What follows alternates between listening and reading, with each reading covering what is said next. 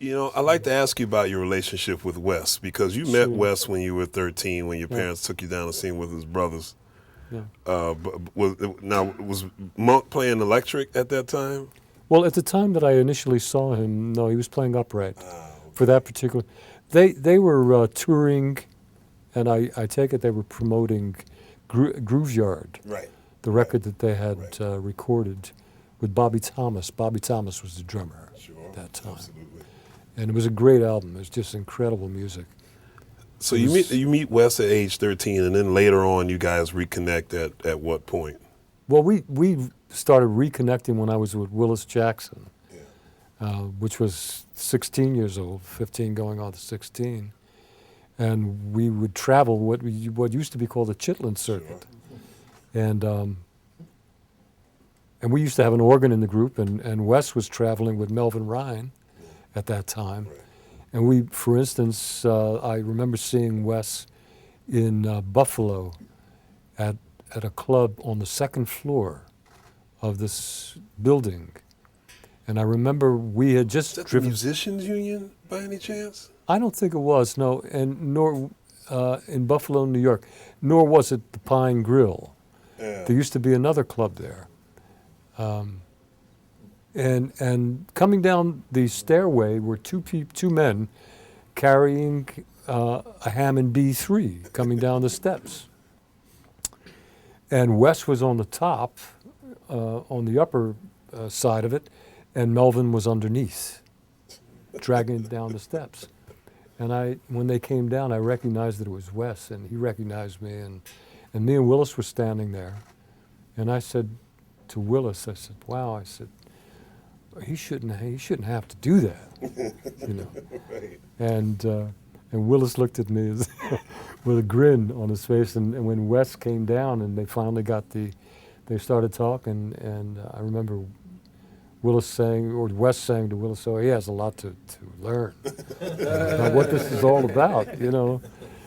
You know, he's under the impression that whatever. You know. I don't know how, we were also talking about what a drag it is traveling with an acoustic bass these days, the way all the airlines have tightened up on everything. But traveling with a Hammond B3, because everybody carried their own axe back then, Sure, right? absolutely.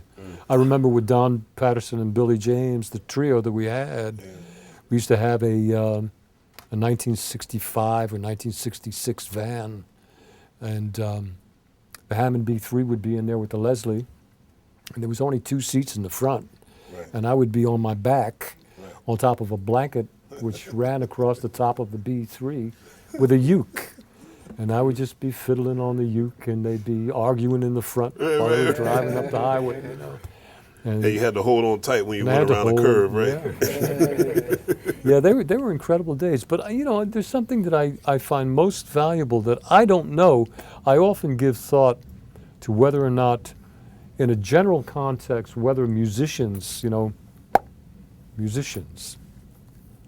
and just for definition, what I'm about to describe is the same thing that we all think about when we say cab drivers, when we say politicians, when we say attorneys, when we say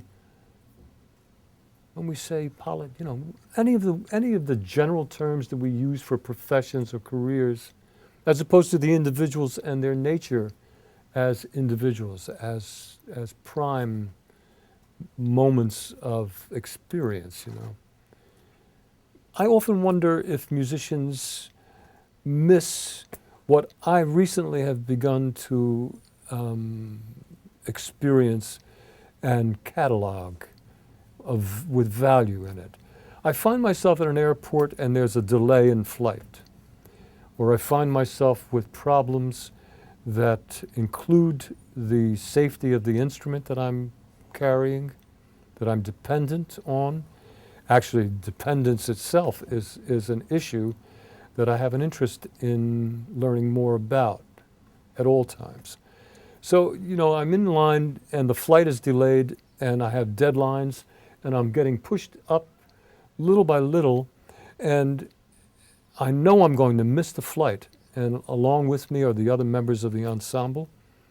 And periodically we're all complaining about the incompetence and the lack of proficiency in terms of the personnel that is in function at the airport. And I see a whole line of people doing the same thing. And then I see an older woman or an older man. Sometimes I see a child do the same thing with a smile on their face and total happiness for the moment.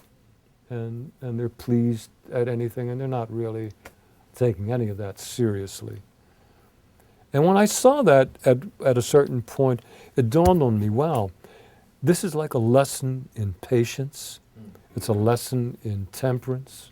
It's truly of value because I can't really do one thing about achieving something that is not meant to be achieved under these conditions. What's meant to be achieved is to enjoy my life. And here I am, not enjoying it. And now why is that? And why would I blame someone else for something that I have no control over myself? So I find that, being second nature, the profession and the career has to take its place as just something that's so easy. I sometimes at master classes begin a class or begin one stage of development in that class with a question to the student body, and that is, how many of you have driven an automobile? How many do you drive? In fact, I'll ask all of you the same thing. Raise your hands. How many of you drive a car, know how to drive a car?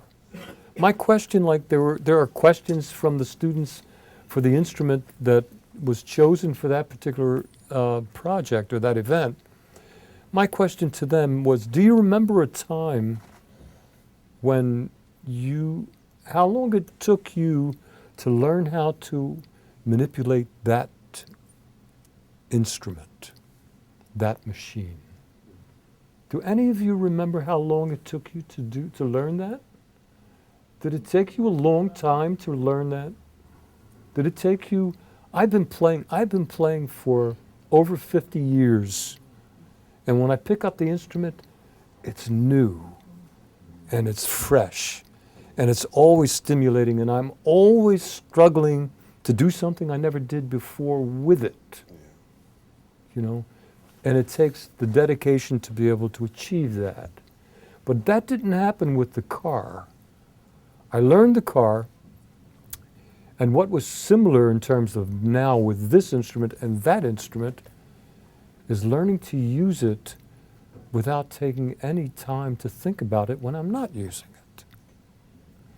I don't practice driving a car. I never practice putting the key in the ignition, or I never practiced the steering column, or any of the functions on it.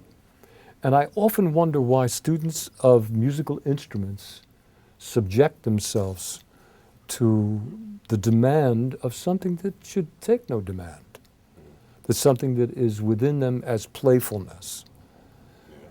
The only thing that is different now, after once it was learned, is now what do I do with the process? What do I do with knowing how to use this tool?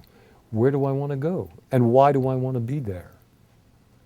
And can I get there safely with it without injuring someone else in the process? All of these things are the reason that this is what I'm studying. The music is something that is a blessing as a form of communication that I take for granted as latent, as a blessing that is so precious to me that it's spiritual at this point in living.